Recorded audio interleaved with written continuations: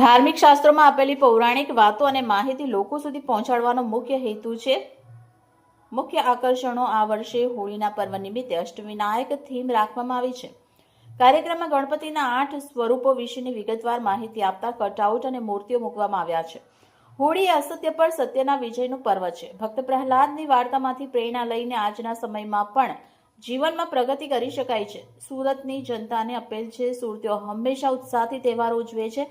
તહેવારોની ઉજવણીની સાથે દેશની ઉન્નતિ અને પ્રગતિમાં પોતાનો ફાળો આપવા માટે પણ અપીલ કરવામાં આવી હતી. બાલાજી રોડ એ મૂળ સુરત અને જૂના સુરતનું હાર્દ છે. કોઈ પણ ઉત્સવ હોય, બાલાજી રોડ હંમેશા મોખરે છે. સૌથી મહત્વની વાત જે તેમણે કહી તે એ છે કે જૂના શહેરમાંથી વસ્તી ઓછી થઈ રહી હોવા છતાં અહીંના યુવાનો હજુ પણ પૂરા ઉત્સાહથી આ પરંપરાઓને જીવંત રાખી રહ્યા છે.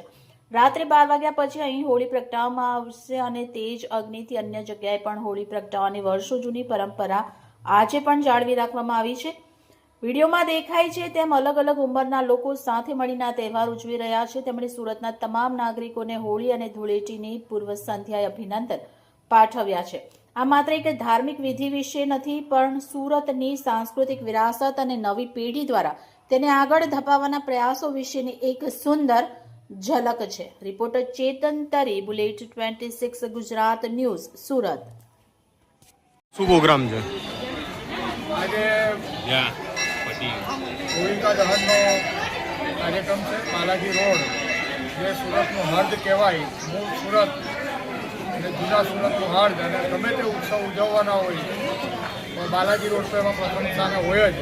એવી રીતે અલગ અલગ થીમ પર કાયમ હોળી ઉત્સવ ઉજવતા હોય છે અહીંયા આગળ. એ જ પ્રમાણે આ વર્ષે પણ અહીંયાના યુવાનો દ્વારા આ કાર્યક્રમનું અહીંયા આયોજન કરવામાં આવ્યું છે. રાતે 12 વાગ્યા પછી અહીંયા આગળથી હોળી પ્રગટાવવામાં આવશે.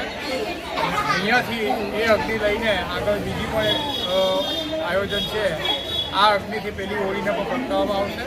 એ રીતે વર્ષોની પરંપરાગત રીતે આ અમારી પરંપરા છે, એને અમે આગળ ફોલો કરીએ છીએ. અને ખુશી એ વાતની છે કે જે રીતે વર્લ્ડ સિટીમાંથી વસ્તી ઘટી રહી છે, તે ઘટતી વસ્તીની વચ્ચે પણ અહીંયાના યુવાનો ખૂબ ઉત્સાહપૂર્વક આવા ઉત્સવો ઉજવતા રહે છે. આ સૌ યુવાનોને અભિનંદન અને સૌ શહેરીજનોને અભિનંદન અને ધૂળેટી અને હોળીના શુભકામનાઓ. અને આ કઈ જગ્યા પર શું પ્રોગ્રામ રાખવામાં આવ્યો છે? અમારું આ કાર્યક્રમ બાલાજી મંડળ દ્વારા બાલાજી રોડ પર સાહેલી પાસે મહિલા બેંક પાસે આયોજન કરવામાં આવ્યું છે. અમારા મંડળની ખાસિયત એ છે કે દર વર્ષે અલગ અલગ થીમ દ્વારા અમે હોળીની ઉજવણી કરીએ છીએ. આ વર્ષે અષ્ટવિનાયકની થીમ છે, જેમાં દરેકે દરેક વિનાયક વિશેની માહિતી અને એમના વિશેની માહિતી, જે કટઆઉટ અને એમની મૂર્તિ વગેરે મૂકવામાં આવી છે.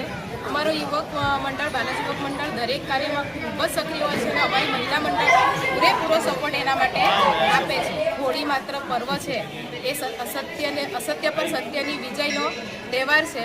ભક્ત પ્રહલાદની વાર્તા વિશે આપણે સૌ જાણીએ છીએ અને આ આપણી પૌરાણિક વાર્તાઓ પરથી આપણે આજના સમયમાં બી ઘણી બધી પ્રેરણાઓ લઈ શકીએ છીએ. આ પ્રોગ્રામ કરવાનું મહત્વ શું છે? આ પ્રોગ્રામ કરવાનો મહત્વ એ છે કે આપણા અહીંયા જે આપણા ધાર્મિક શાસ્ત્રોમાં કહેવાયેલી છે તે માહિતી લોકો સુધી પહોંચે, આ એનો ખાસ હેતુ. સુરતની જનતાને શું કહેવા માંગો છો? સુરતની જનતાને કહેવા માંગુ છું કે આપણા સુરતીલાલા મોજીલાલા તો દરેક તહેવાર ખૂબ ઉત્સાહથી ઉજવે છે, પરંતુ એની સાથે આપણી દેશની ઉન્નતિ અને પ્રગતિમાં આપણો ફાળો હોય, એ મારી અપીલ સર્વ સુરતીજનોને છે.